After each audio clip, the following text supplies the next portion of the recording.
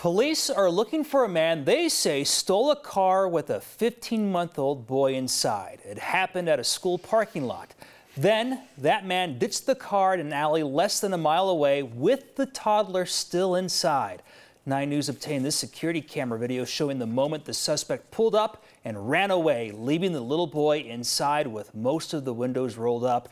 And thankfully, the child is okay and back home with family tonight. 9 News reporter Luis De Leon talked to people who worked nearby who say they heard that little boy crying from inside a hot car and made sure he got out safely. Police have since cleared the scene and had the car removed that a man left in the alley that's right behind us, and this spot is just a few minutes from where that car was stolen. Police say close to 4:45 they got a call about a stolen car with a 15-month-old boy inside. Police say the car's owner left it in the parking lot of New Legacy Charter School to get something from inside the school. They say it only took a moment for a man to steal the car with the child inside. Officers canvassed the area and found the stolen car around 5:30 in an alley off of Colfax. The video you see here was from the longtime family-owned business Dulceria El Pachangon. The suspect pulls in and ditches the car.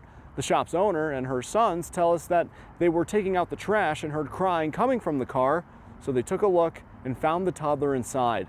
They say they had no idea the car was stolen at the time. They could see the little boy was profusely sweating and managed to jam open a window to get him out. We're blurring out the child in this part of the video for privacy purposes. The family that runs the business says they treated the child before paramedics and police showed up. The family who runs the place was overwhelmed with shock. At first, I was kind of in shock and crying. She was kind of in shock and crying. We all were.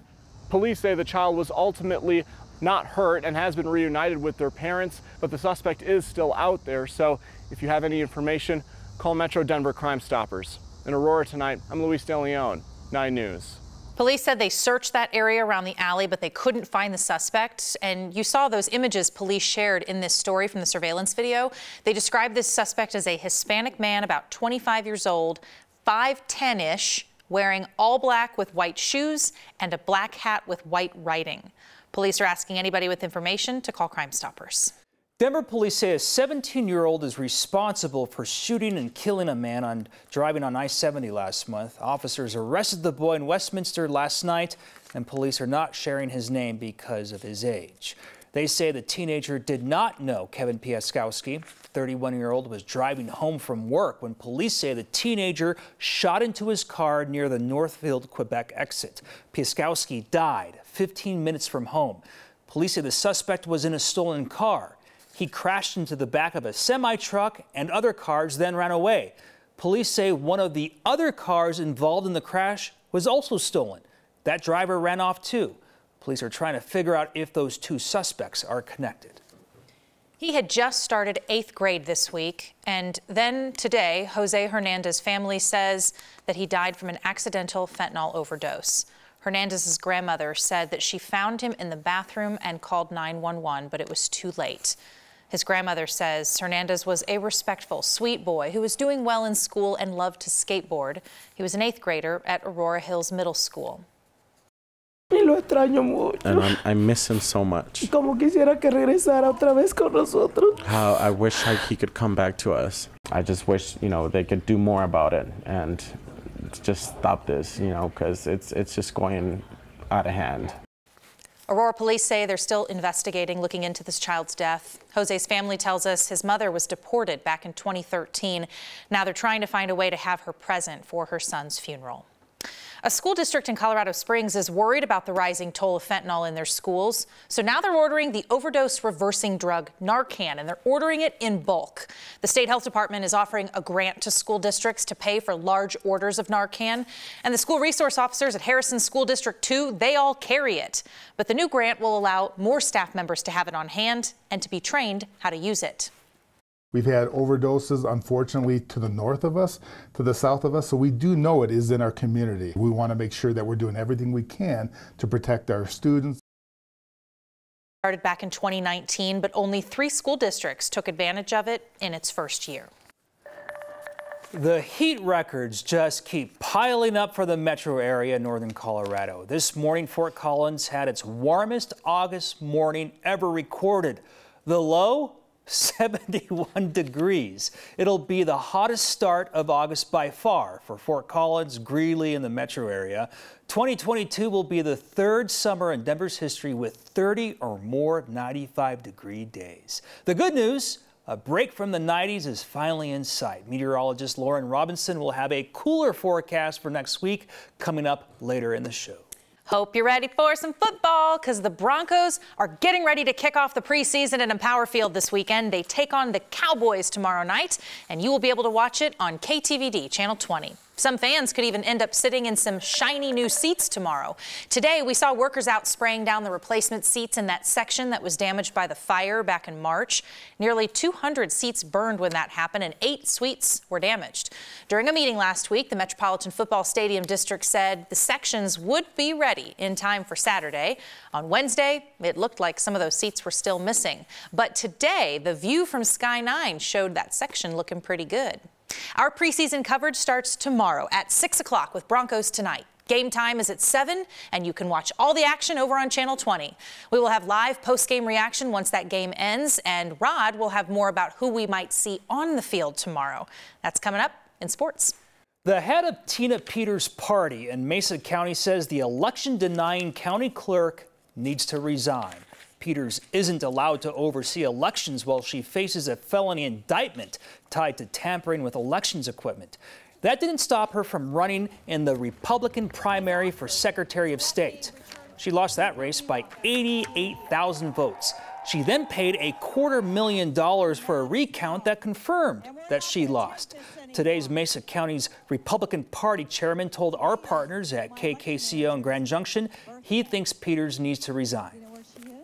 So I look at Tina and say 70% of Republicans did not want you in that office. And there's not anything you can find in the computers that would change that amount of vote. So she needs to stop. Well, that's pretty clear. The Daily Sentinel in Grand Junction reports Peters asked to be selected in her re-election campaign for Mesa County Clerk. McCartney told the paper Peters asked him to make sure no one else got into the race, something she's repeatedly accused Democrat candidates of doing. The state says hundreds of people should really get another COVID shot because 2 different clinics in town were not storing their vaccine properly. This applies to the Wheat Ridge-based Colorado Family Clinic for shots given between February 3rd and June 28th, and Denver-based Servicios de la Raza for shots between October 9th and April 24th. Both of these clinics gave out vaccines that had not been stored correctly, which means those vaccines could be less effective. The state says Colorado Family Clinic also did not keep good records, so at this point they're kicked out of the vaccine program. Servicios de la Raza can keep giving COVID vaccine. The group told us they had been confused about the initial guidance on how to store the vaccine. The state says they are now in compliance, and Servicios de la Raza is reaching out to their patients who need to now be revaccinated. They said they have vaccinated more than 11,500 people in hard-to-reach Latino communities. That redo applies to 594 patients. A Colorado man who thought he would get away from stealing hundreds of thousands of your tax dollars will be doing a lot of thinking in prison. This afternoon, Russell Foreman, who already had a criminal record, was sentenced to 5.5 years in federal prison for wire fraud. This is his mugshot from when he already spent time in a Colorado prison a few years ago for fraud. Foreman admitted in court today he created businesses on paper to scheme the government out of COVID-19 relief money. That's money that should have gone to real companies. He stole more than $360,000. Court documents say some of the money was withdrawn at a casino ATM machine in Blackhawk. Foreman has to report to prison by September 30th, and of course, the government has ordered him to pay back what he stole. The thousands of people who showed up to Routt County for a counterculture gathering are now gone, and they left the county with a pretty big bill to pay. The U.S. Forest Service says the last members of that Rainbow family gathering, they left Adams Park Monday, and members stayed almost a month after that unpermitted event to help rehabilitate the forest. However, the Forest Service says it is almost impossible to erase the evidence of 10,000 people in one place.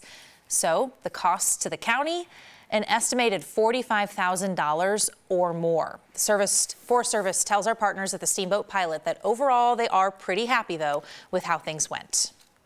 One company is so desperate for staff, they are now offering hiring bonuses worth more than a lot of people make in a whole year. It's almost like archaeology or something. Like, I feel like I'm digging up dinosaur bones. A piece of art that helped define a neighborhood was covered over with paint. An artist found a solution to restore it and make sure other walls don't end up hidden. And a hot weekend ahead, but there is relief in the form of cooler temperatures and a lot of rain ahead in my 7-day forecast. You'll want to stay tuned after the break.